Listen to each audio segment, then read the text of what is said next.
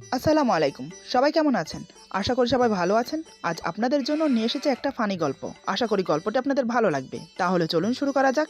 আমার ছেলে আরিয়ান স্টেজে উঠে বলে, পৃথিবীর সবচেয়ে বড় দুলাভাই আমার দুলাভাই, যে আমার মায়ের সাথে রাতে থাকে। এক বিছানায় আমি, মা আর আমার দুলাভাই থাকি। আমাকে ও আমার মাকে আমার দুলাভাই খুব ভালোবাসেন।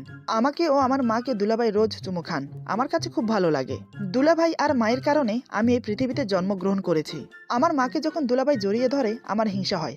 তখন দুলাভাইকে বলি আমাকেও জড়িয়ে ধরতে। আমার কথা মতো তিনি আমাকেও জড়িয়ে ধরেন। আমার দুলাভাই আমি যেটা চাই সেটাই দেয়।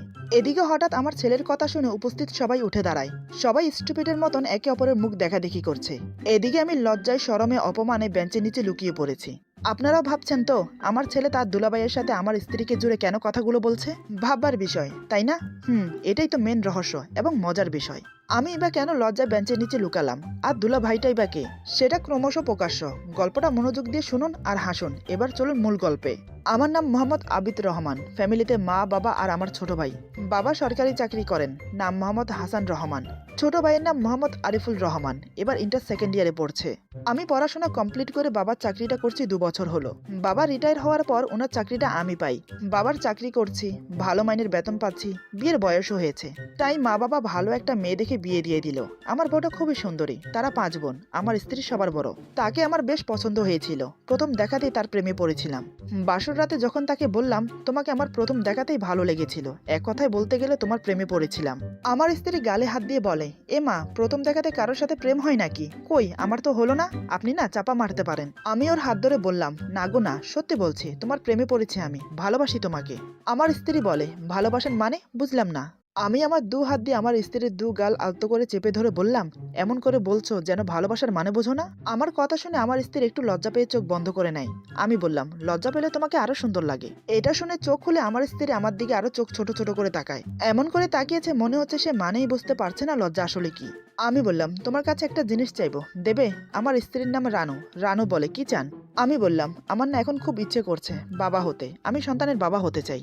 আমার কথা শুনে হঠাৎ আমার স্ত্রী বলে, আরে আগে বলবেন তো এখন আপনি সন্তানের বাবা হতে চান। তাহলে আমি আসার আগে কারো থেকে ধার নিয়ে আসতাম। এটা শুনে তো আমি হকচকিয়ে গেলাম। মেয়েটি বলে কি, সন্তান ধার এনে আমাকে বাবা বানাবে মানে? আমি বললাম, এসব তুমি কি বলছো? আমি থাকতে তুমি অন্যের থেকে কেন সন্তান ধার নেবে? রানু বলে, তো কি করতাম? আপনি তো এখন বাবা হতে চান, এখন বাবা হওয়া কি সম্ভব? বাবা হতে সময় লাগে। আপনি আমি সহবাস করব, তারপর প্রেগনেন্ট হব, 10 মাস 10 দিন পেটে রাখবো, তারপরেই তো বাবা হতে পারবেন। এখন বললে এখন কোত্থেকে সন্তান আনবো? আমার স্ত্রীর কথা শুনে আমি বুঝতে পারলাম আসলে সে সরল সোজা আমার কথার উল্টো মানে বের করছে। আমি এখন বাবা হতে চাই এটা কথার উদাহরণ দিয়েছি মাত্র। তার মানে এই না যে এখনই বাবা হতে চাই। ওর কথা শুনতে শুনতে আমি হাসতে লাগলাম। আমি বললাম, সত্যি তোমার মনটা একদম সরল সোজা। তারপর আমি তাকে সবকিছু বুঝিয়ে বললাম। সে এবার বুঝতে পারলো আমি তাকে কি বলতে চেয়েছি। আমার কথা শুনে লজ্জায় মাথা নিচু করে নেয়। আমি এক হাতে ওর চিবুক উঠিয়ে কপালে একটা চুমু দিলাম। তারপর দুজন 2 রাকাত নফল নামাজ শেষ করে খাটে বসে গল্প করতে লাগলাম। ধীরে ধীরে একে অপরের প্রতি ঘনিষ্ঠ হতে লাগলাম। সেদিন আমরা শারীরিক সম্পর্ক না করলেও একে অপরকে জড়িয়ে ধরে অনেক ভালোবেসেছিলাম। দ্বিতীয় দিন আমরা শারীরিক সম্পর্কে লিপ্ত হলাম। তার 2 মাসের মাথায় রানু প্রেগনেন্ট হলো। বাড়ি শুদ্ধ সবাই খুশি। রানুকে সবাই যত্ন নিতে লাগলো। আমি তো আরো খুশি। আমি যে বাবা হব, এই খুশি আমি কোথায় রাখি? ছেলে হোক মেয়ে হোক, যাই হোক, আমি শুধু বাবা হতে চাই। দেখতে দেখতে ডেলিভারির সময় হলো। সিজারে আমার ছেলে হলো। দেখতে একদম মায়ের মতো হয়েছে। খুশিতে আমার চোখে জল চলে এলো। কিন্তু এই ছেলে যে আমার জাত কুল ইজ্জত সম্মান সব ধূলিসাৎ করে দেবে কে জানতো। ছোট ছিল ভালোই ছিল। যখন তার 1.5 বছর বয়স হলো তখন সে একটু একটু কথা বলতে শিখছে। সেই সময় আমার 4 শালি আমাদের বাড়িতে এসে থাকতে শুরু করলো।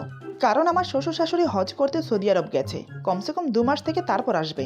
4টা যুবতী মেয়ে বাড়িতে একা থাকা ঠিক হবে না, তাই আমি আমাদের বাড়িতে নিয়ে আসি। ওদেরকে আমি ছোট বোনের মতো স্নেহ করি। যাই হোক, আমার শালীরা যখন আমাকে দুলাভাই ডাকতো তখন আমার ছেলেও তাদের সাথে তাল মিলিয়ে আমাকে দুলাভাই ডাকে। আমরা ভেবেছি এখন ছোট, পরে সব ঠিক হয়ে যাবে। এখন দুলাভাই ডাকছে, ডাকুক না, সমস্যা কি? বড় হলে ঠিক হয়ে যাবে, এখন তো ছোট। এসব ভেবে আমরা ততটা গুরুত্ব দেইনি। সেখানেই করলাম আসল ভুল।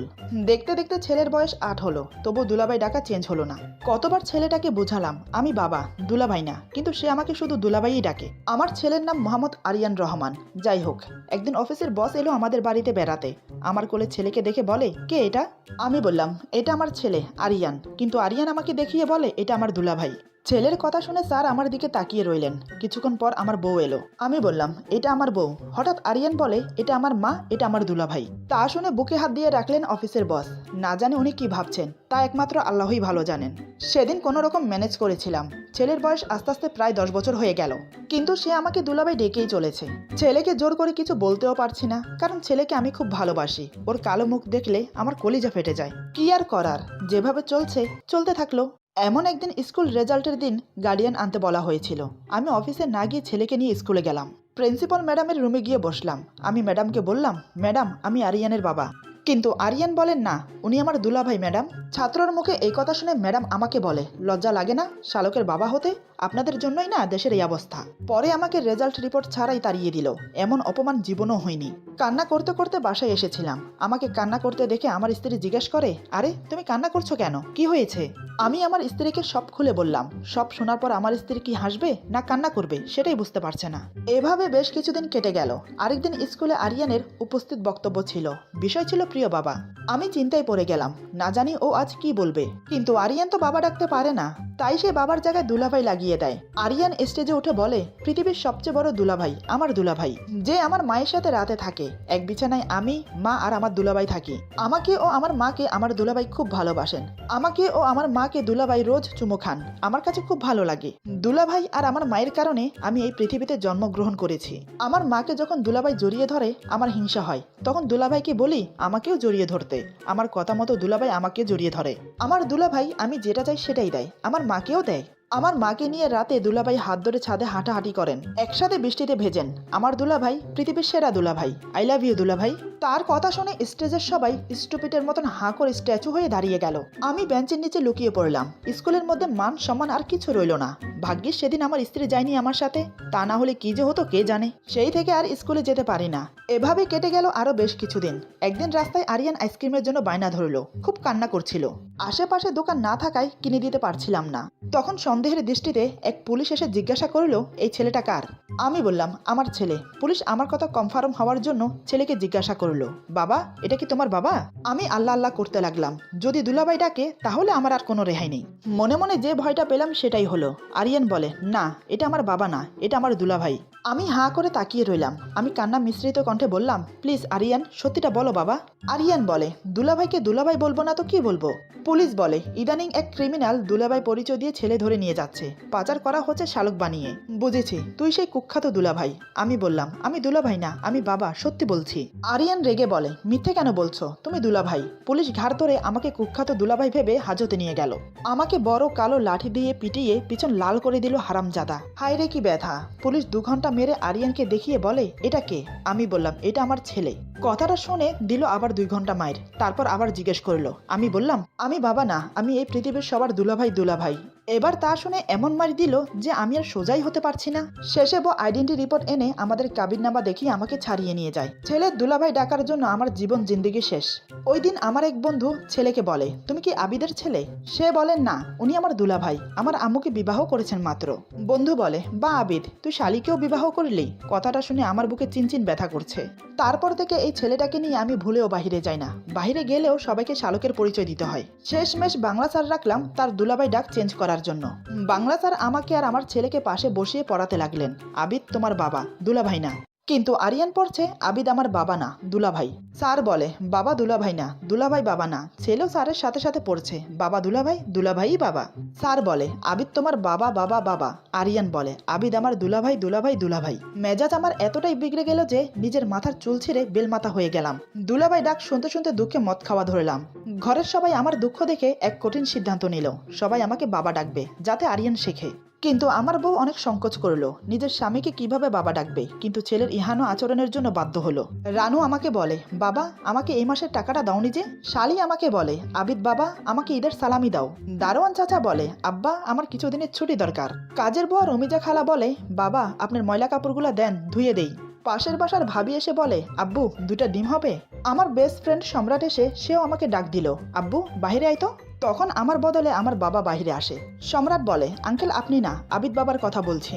সবার বাবা ডাক শুনতে শুনতে কেউ আমাকে আমার নাম জিজ্ঞেস করলে আমি বলি আমার নাম মোহাম্মদ আবিদ রহমান বাবা। কিন্তু এত কিছু করার পরেও কিচ্ছু হলো না, তবুও আরিয়ান আমাকে দুলাভাই ডেকেই চলেছে। শেষমেশ বড় এক ডাক্তারের কাছে গেলাম আরিয়ানের দুলাভাই ডাক চেঞ্জ করার জন্য। তিনি অনেকগুলো টেস্ট করতে বললেন, blood test, malaria test, diabetes ও হিমোগ্লোবিন টেস্ট করাতে বললেন আরিয়ানকে। করালাম। অনেকদিন চিকিৎসার পরে সে আস্তে আস্তে ভালো হতে লাগলো, কিন্তু এখনও সে আমাকে দুলাভাই বা বাবা কিছুই বলে ডাকেনি। একদিন সে নিজেই ডেকে বলে, তুমি আমার দুলাভাই না। আমি খুশিতে কান্না করে দিলাম। ম্যাজিক ওয়ার্ড শুনতে আমার কান ঝালাপালা করছে, কিন্তু সে আমাকে বলে কি জানেন, তুমি আমার খালা। এটা শুনে আমি ওমাগো বলে অনির্দিষ্ট কালের জন্য কুমায় চলে গেলাম। আমার আর শোনা হলো না বাবা ডাক। আরিয়ানকে নিয়ে এতটাই ব্যস্ত ছিলাম, মাথায় এটা আসেনি যে দ্বিতীয় বাচ্চা নিয়ে বাবা ডাক শুনি। আজকের গল্প এখানে সমাপ্ত। গল্পটা আমার লেখা না, গল্পটা লিখেছেন আজিজুল হক শাওন। গল্প পড়তে পড়তে হঠাৎ তার গল্পটা চোখে পড়লো, তাই আপনাদের সাথে শেয়ার করলাম। গল্পটা আমার কাছে খুব ভালো লেগেছে, জানি না আপনাদের কাছে কেমন লাগবে। বন্ধুদের সাথে শেয়ার করবেন, আর আপনারা পড়বেন, কমেন্টে জানাবেন কেমন লাগলো। আল্লাহ হাফেজ।